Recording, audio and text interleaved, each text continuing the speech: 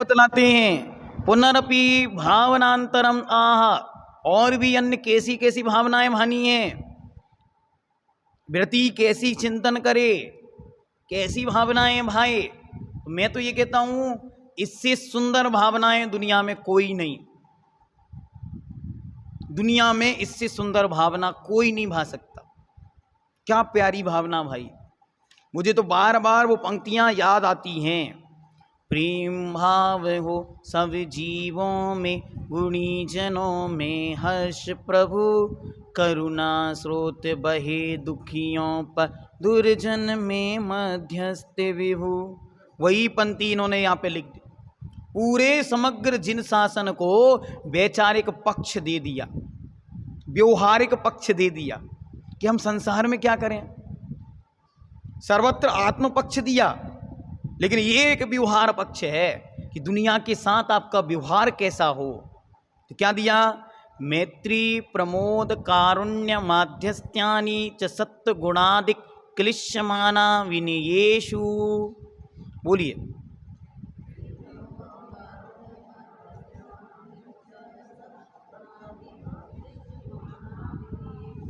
सूत्र number 11, page number 270, paragraph number 683। कहते हैं मैत्री प्रमोद कारुण्य माध्यस्थ्यानि। इनके साथ एक एक के साथ लगाना। कैसे लगाना? तो सत्वेषु मैत्रीम, गुण अधिकेषु प्रमोद,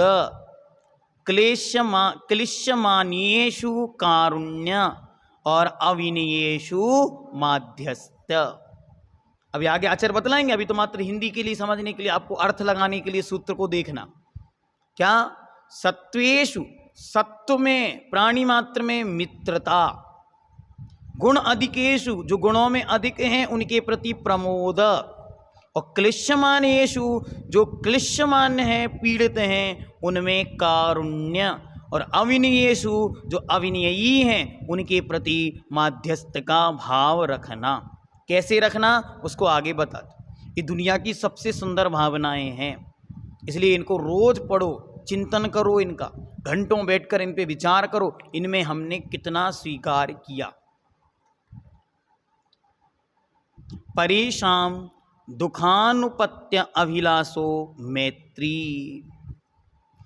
परेशान, दूसरों को दुख अनुत्पत्ति अभिलाषा। किसकी अभिलाषा करना? दूसरे को दुख ना हो, ऐसी अभिलाषा का नाम मैत्री है। मित्रता का नाम कुछ और नहीं है, अपितु यही मित्रता है कि संसार के किसी भी जीव को मेरे द्वारा कष्ट ना हो, दुख ना हो, तकलीफ ना हो। एक इंद्रिय से लेकर पंच इंद्रिय तक जीव कोई भी मेरे द्वारा कष्ट को प्राप्त ना हो। परेशान दुख अनुत्पत्ति अभिलाषो मैत्री। एक एक शब्द पढ़ो और आनंद से भरो, ऐसी भावना भाओ कि भगवान किसी को मेरे द्वारा कष्ट ना हो, बस मेरा आचरण ऐसा बना रहे कि किसी को मेरे द्वारा कष्ट ना हो। इसका नाम ही मैत्री है। आगे प्रमोद। प्रमोद क्या है? बदन प्रसाद, बदन प्रसाद आदि भी रवि व्यज्यमानांतर भवित रागः प्रमोदः। बदन, बदन मतलब होता है मुख, मुख के प्रसाद आदि भी प्रसन्नता के द्वारा, मुख की प्रसन्नता आदि के द्वारा अभिव्यज्यमान अंतर्भावित रागः, अंतरंग में जो दूसरे के प्रति भक्ति है, अनुराग है, उसका प्रकट हो जाना, इसका नाम प्रमोद है। मतलब क्या हुआ? मतलब ये हुआ कोई दिखा और उसके देखते ही आंखें खिल गईं, मुख पे प्रसन्नता आ गई, ओंठ खुल गए, इसका नाम प्रमोद है। ये कब होता है? जब उसके प्रति अंतरंग में भक्ति होती है या अनुराग होता है। तो किसके प्रति करना है? गुण अधिकेशु, जो मुझसे गुणों में अधिक है। तो या तो भक्ति होगी उसके प्रति या अनुराग होगा। एक एक शब्द पूज्यपाद देव का बड़ा कीमती है कि अगर बड़ा है कोई व्यक्ति हमसे तो भक्ति पूर्वक है, और कोई निम्न है तो राग है, अनुराग होगा। कैसा अनुराग? अंतरंग से, तब जाकर वह प्रमोद भाव आएगा, चेहरे पर मुस्कान आएगी, आंखें खिल जाएंगी, चेहरा प्रसन्न चित्त हो जाएगा। अलग लोगों को समझ में आएगा कि देखो कितना प्रसन्न चित्त है ये उससे मिल करके। इसका नाम है प्रमोद। और आगे कहते कारुण्य क्या है? दीन अनुग्रह भाव कारुण्यम। दीन के अनुग्रह अर्थात दया के भाव का नाम ही कारुण्य है। दीन है, हीन है, गरीब है, दुखी है, उन पर अनुग्रह करना, दीनों पर अनुग्रह करना, उनके कल्याण का भाव रखना, उनकी स्थिति कैसे सुधरे इस पर विचार करना, इसका नाम ही करुणा है। आगे माध्यस्थता क्या है?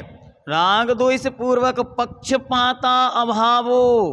पक्षपाता अभावो, पक्षपात के अभाव का नाम माध्यस्थम, माध्यस्थ है। किसमें? राग द्वेष पूर्वक जो पक्षपात होता है, ये मेरा है, ये पराया है, ये अपना है, ये दूसरा है, ऐसा जो भाव है वो पक्षपात है। तो राग द्वेष के वशीभूत होकर पक्षपात नहीं करना, इसका नाम ही माध्यस्थ है। अब सत्य क्या है तो बता रहे हैं। दुष्कर्म विपाक वसात नाना योनिषु सीदयन्ति इति सत्वा जीवा। दुष्कर्म के विपाक के वश से, दुष्कर्मों के उदय के कारण जो नाना योनि सी सीदयन्ति, नाना योनियों में जन्म और मरण के दुखों को उठा रहे हैं, उनका नाम सत्व है, उनको जीव कहते हैं। कौन आ गया इसमें? कौन आ गया? अरे सभी जीव आ गए, निगोदिया से लेकर मनुष्यों तक सब इसमें समाहित हो गए। जन्म मरण के दुखों को भोगते हुए नाना योनियों में सीदयंती दुखों को प्राप्त कर रहे हैं, कष्टों को प्राप्त कर रहे हैं, परेशान हैं, वे सब सत्व हैं। अब सत्य के बाद कहते हैं गुणाधिक क्या है? सम्यक ज्ञानाधिवी प्रकृष्टः गुणाधिकः। जो सम्यक ज्ञान आदि में प्रकृष्ट बढ़ चढ़कर हैं, उत्कृष्ट हैं, वे गुणाधिक कहलाते हैं। अब आप कहोगे सम्यक ज्ञान क्यों दिया, बाकी क्यों नहीं दिए? तो तीनों में लगाना, बीच का शब्द रख दिया, दोनों लगाओ।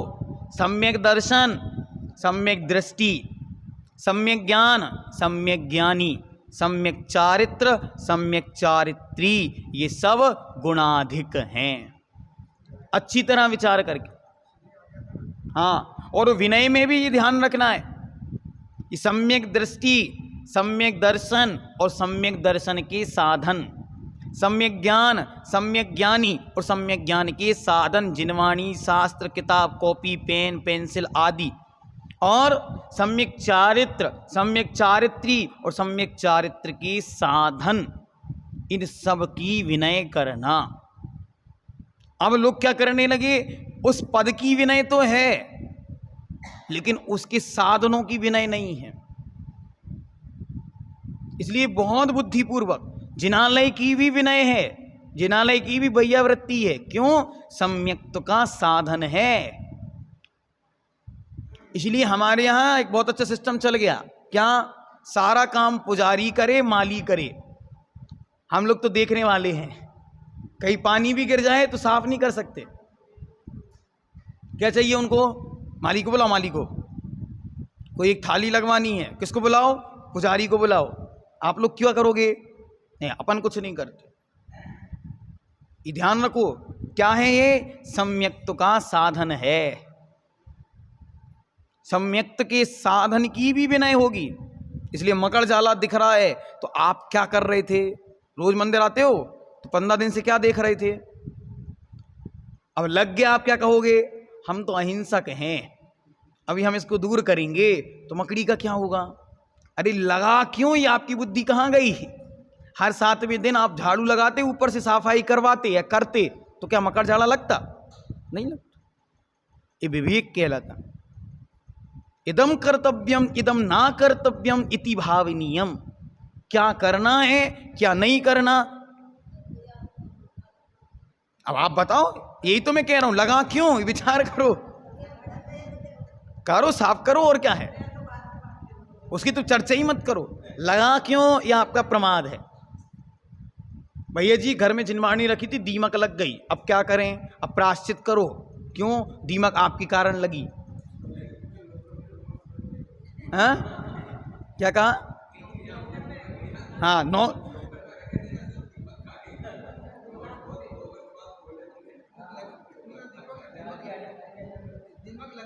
हाँ, ये आपका ये आपका प्रमाद है कि आपने उनको व्यवस्थित नहीं किया। इसलिए आपको हर चीज व्यवस्थित करनी चाहिए। जिनालय में आना ही सब कुछ नहीं है, उनके विषय में भाव नियम। हम हमेशा यही कहते, हम बड़े मंदिर बनाने का विरोध नहीं है, आप तो बहुत बड़े बड़े मंदिर बनाओ, लेकिन पहले ये विचार करो यहाँ आएगा कौन और यहाँ पर आने वाला करेगा क्या। हमारी समाज तो ऐसी होती चली जा रही है, पानी गिरा है तो अपन साफ नहीं करेंगे, सब लोग उसमें गिरते हुए आगे बढ़ते जाएंगे, लेकिन एक की बुद्धि नहीं चलेगी कि हम इसको साफ कर दें। एक गिलास पानी अगर आपको मंदिर के उपयोग के लिए चाहिए तो पुजारी भर के देगा, हमसे नहीं भरा जाएगा, हम नहीं भर सकते। ये स्थिति है, और उस स्थिति में हम चाहते क्या? बस रिनोवेशन होता रहे, कुछ नया होता रहे, जिससे लगता रहे कमेटी कुछ कर रही है। वरना लोग क्या कहेंगे? कमेटी कुछ करती नहीं है, इतना संपत्ति है कमेटी के पास, कुछ नहीं करती। अभी मैंने बोला वहां पे कि 100 पंच कल्याण कराने के बराबर है एक शिविर लगाना। ध्यान से सुनना आप लोग, अभी सब सुन रहे हैं। सब क्या कहेंगे? भैया जी शिविर का प्रचार कर रहे। हम शिविर का प्रचार नहीं कर रहे, हम आपको ये बताना चाह रहे, आपने एक पंच कल्याणक कराया, 10 प्रतिमाएं प्रतिष्ठित करा ली, ठीक है। अब उन 10 प्रतिमाओं का करना क्या होता है ये कौन बताएगा? ये कौन बताएगा? ये स्वाध्याय बताएगा, ये शिविर समझाएगा कि इन 10 प्रतिमाओं की ऐसे पूजा, ऐसे भक्ति और ऐसे विनय होती है। पंच कल्याणक में पूजा, भगवान बनाए जाते हैं, भगवान की पूजा नहीं सिखाई जाती है। भगवान की पूजा शिविर में सिखाई जाती है, स्वाध्याय में सिखाई जाती है। इसलिए आज हमारी प्रवृत्ति बाहर बहुत है, अंतरंग में क्या है इस पर टटोलने का विषय है। इसलिए समाज की दशा और दिशा को देखकर हर चीज का निर्णय लेना समाज को सीखना चाहिए। अध्यक्ष, उपाध्यक्ष, मंत्रियों की तो अलग से क्लास लगनी चाहिए। हाँ, कमेटियों को बिठाकर निर्णीत बने, जिम्मेदार और जवाबदार बने जिन शासन के प्रति। कमेटी और समाज और रुपया के प्रति नहीं अकेले, कि समाज के लोग क्या कहेंगे, कमेटियां क्या कहेंगी, पुरानी कमेटी ने जितना किया हम दुगना करके दिखाएंगे। दुगना करके क्या दिखाएंगे, इस पे विचार करो। चलो आगे। क्लिश्यमान क्या है? तो कहते हैं असद वेद्यो दया आपित क्लेशः, नहीं, असद वेद्य उदय आपित, हाँ, अपादित क्लेश क्लिश्यमान। असाता वेदनी कर्म के उदय से जो क्लेश को प्राप्त हुए हैं, दुख को प्राप्त हुए हैं, दुखी हैं, वे क्लिश्यमान हैं। असद वेद्य उदय आपादित क्लेशः। और आगे कहते हैं अविनय कौन है? तत्वार्थ श्रवण ग्रहणाभ्याम असंपादित गुणा अविनय, जो जिसमें जीवादि पदार्थों को सुनने और उनको ग्रहण करने का सामर्थ्य गुण नहीं है, उनका नाम अविनय है। तत्वार्थ श्रवणम और तत्वार्थ ग्रहणम असंपादित गुण, जिनमें मौजूद ही नहीं है वो गुण, कितना भी आप समझाएंगे उनको समझ में नहीं आएगा, अच्छी कहो बुरी लगती है, इनको कहते हैं अविनयी। और आगे क्या करना है, एतेषु सत्वादिषु यथा संकनम मैत्र्यादीनि भावितव्यानि। क्रमशः आदिशु में यथासंक से मृत्यादि की भावना करनी चाहिए। कैसे, तो सर्वसत्येषु मैत्तिम, गुणे अधिकेषु प्रमोदः, क्लिश्यमानेषु कारुण्यम, अविनयेषु माध्यस्थम इति। सत्व मात्र में मित्रता का भाव, गुण अधिकों में प्रमोद का भाव, क्लिश्यमानों में कारुण्य का भाव और अविनयों में माध्यस्थ का भाव होना चाहिए। एवं भाव्यतः पुण्यानि अहिंसादीनि व्रतानि भवन्ति। क्या गजब पंक्ति कह दी। इसकी निर्दोष रीति से भावना भाने पर अहिंसादि व्रतों की पूर्ति हो जाती है, व्रत पूरे हो जाते हैं। इनकी भावना निरंतर भाने से अहिंसादिक व्रत पूर्णता को प्राप्त होते हैं। इससे सुंदर और क्या कहेंगे आचार्य, कि आप अगर इसकी भावना बस भा रहे हैं तो भी आप अपने व्रतों को पूर्ण कर रहे हैं। क्योंकि जब सत्य समझ में आ जाएगा और उसके प्रति करुणा मैत्री आ जाएगी तो कभी हिंसा नहीं होगी, किसी को नहीं मारेगा। जब आपको समझ में आ जाएगा तो ये अविनय ही है, इससे कितना बोलना, राग द्वेष खत्म हो जाएगा, लड़ाई खत्म, झगड़ा खत्म, बैर मनस्य खत्म, झूठ बोलना खत्म, क्या बोलना, समझ में आ गया ये ऐसा ही है, इससे कुछ नहीं बोला जा सकता। मारीची को जान लिया, अब इससे कुछ नहीं बोलना, जाने दो। जब भटकेगा खुद सुधरेगा, महावीर बन के बैठ जाएगा। कितना समझाएंगे, अब नहीं समझा सकते। इसीलिए जो नहीं समझ रहा उसको समझाने के लिए समय खराब मत करो। चलो आगे एक पैराग्राफ और पढ़ के पूर्ण कर दे। 684 पुनरपि भावनांतरम आह, और भी भावनाओं को कहते हैं। क्या कहते हैं, सूत्र नंबर 12, जगत काय स्वभाव वा संवेग वैराग्यार्थम। बोलिए, जगत काय स्वभाव वा संवेग वैराग्यार्थम। कहते हैं जगत स्वभाव, जगत का स्वभाव का चिंतन करने से संवेग बढ़ता है, और काय स्वभाव, काय के शरीर के स्वभाव का चिंतन करने से वैराग्य बढ़ता है।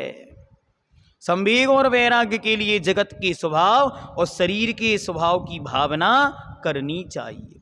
संवेग क्या है, संवेग शब्द का अर्थ है संसार के प्रति भय, और दूसरा अर्थ है धर्म और धर्म के फल के प्रति उत्साह। जब आप जगत का स्वभाव देखेंगे ना तो डर लगने लगेगा, ये क्या हो रहा है, लोग जा कहीं रहे थे पहुंच कहीं गए, इतनी अच्छी ट्रेन जा रही थी, किसको पता था कि क्या हो जाएगा, जा कहीं रहे थे पहुंच कहीं गए, क्या करने गए थे क्या हो गया। ये जगत का स्वभाव, इसको जानने से डर आने लगता है, हमको अब संसार नहीं बढ़ाना। और बार बार किसका चिंतन करें, काय का, शरीर का, तो वैराग्य बढ़ेगा। देखो इतना खिलाया पिलाया लेकिन फिर भी ये काम नहीं आया, इतना तेल डाला लेकिन ये बाल सफ़ेद होने लग गए, कितना कुछ किया इसके लिए, आज तक जितना कुछ कमाया किसके लिए, पेट के लिए, कि भैया पेट की पूर्ति के लिए चाहिए, हुआ क्या, तृप्त नहीं हुआ। ऐसा चिंतन करने से वैराग्य बढ़ता है। आगे देखते पैराग्राफ नंबर 685, जगत स्वभाव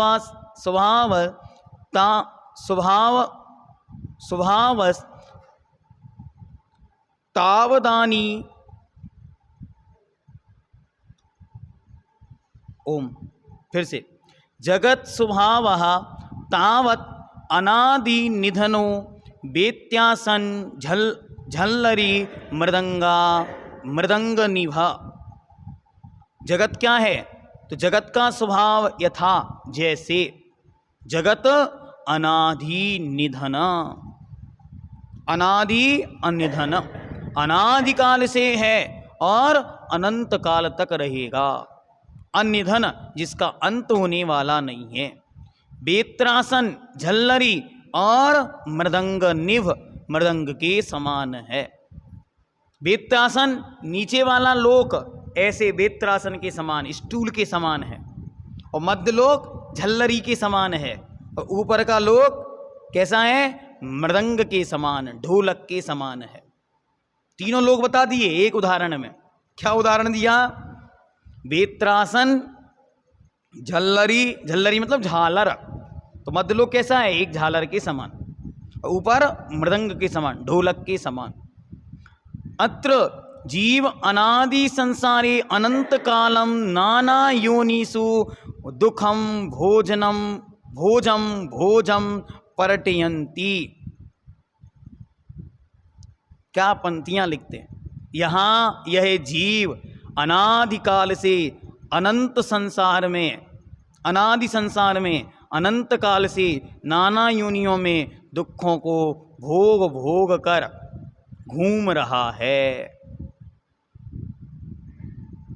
पर्टयन्ति शब्द भी कहाँ से लाते? पर्यटन करने गया है, घूमने गया है। कहाँ घूम रहा है? अनंत संसारी। कब से घूम रहा है? अनादिकाले, अनादिकाल से।